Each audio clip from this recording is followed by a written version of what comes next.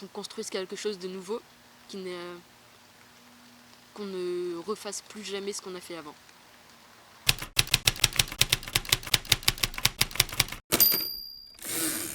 Je suis devenu végétarien, je faisais des trucs à mon niveau parce qu'au début on se dit pas ah bah ok je vais aller faire la révolution dans la rue quoi. C'était surtout après la mort de mon père, j'ai eu plein de changements etc. Et puis j'ai commencé à m'engager petit à petit. Enfin j'ai fait ma première grève en février 2019 quand il y avait Greta Thunberg à Paris justement et après j'ai continué quoi.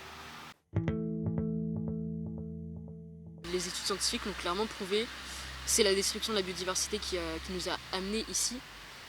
Le fait de détruire les écosystèmes, ça nous amène à avoir des contacts beaucoup plus fréquents avec des animaux qu'on ne devrait pas avoir.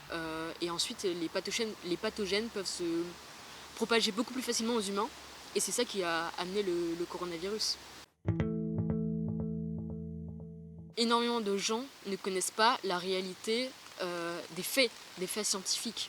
Il y a un rapport du CNRS, avec Météo France, etc., qui avait été publié en juin dernier, qui disait que si on continuait comme on le fait aujourd'hui, on peut potentiellement être à plus 7 degrés en 2100.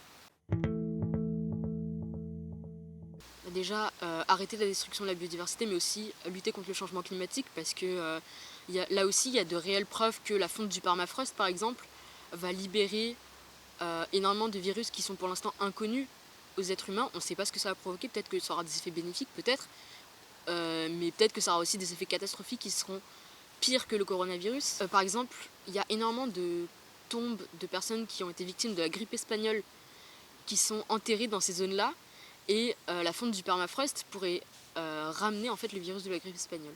Ce qu'il faut faire, c'est aussi éviter toutes les boucles de rétroaction positive, parce que quand on va entrer dans ces cycles-là, donc les boucles de rétroaction positive, c'est grosso modo des cercles vicieux. En gros, le permafrost fond, donc ça émet beaucoup de méthane. Donc le permafrost fond, donc ça émet beaucoup de méthane, etc., etc., etc. Et puis on s'arrête jamais.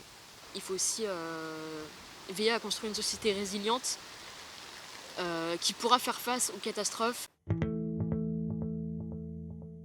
Une société résiliente, c'est une société qui sait qui peut résister aux chocs. Des épidémies, des catastrophes naturelles, etc. Enfin, avoir grosso modo ce qu'on n'est pas aujourd'hui, quoi. L'autonomie alimentaire de Paris, c'est 3 jours, je crois. Donc si on a un problème qui est arrivé en France par rapport à ça, on est foutu. La résilience, elle n'est pas du tout là. On veut un changement systémique. On veut pas juste que tout le monde se mette à faire des éco-gestes et puis c'est bon, tout est réglé. Et finalement, le problème, c'est même pas ça. Il y a une étude qui a été sortie par l'Institut Carbone 4 qui montrait en gros qu'on pouvait compter sur les gens pour 20% des émissions de gaz à effet de serre, et que pour les 80% qui restent, qu'on doit faire, on avait besoin d'un changement sociétal. Si moi je mange bio, vegan, zéro déchet, etc., mais que ensuite BlackRock continue à investir massivement dans Total qui va épuiser des ressources fossiles vraiment catastrophiques comme les sables bitumineux par exemple au Canada, qui sont une sorte de pétrole grosso modo, mais qui émettent beaucoup plus de gaz à effet de serre que du pétrole conventionnel. Et finalement en fait ce que je fais, ça n'a pas vraiment d'impact et ça sert limite à rien. Ouais, justement aujourd'hui c'est tout le contraire, on a de la pub partout pour les grandes multinationales. Quand on allume la télé, hop, une petite pub pour Total, un petit SUV, McDo, KFC, machin. Enfin, on va pas vous vendre une petite tomate ancienne de votre producteur local, quoi.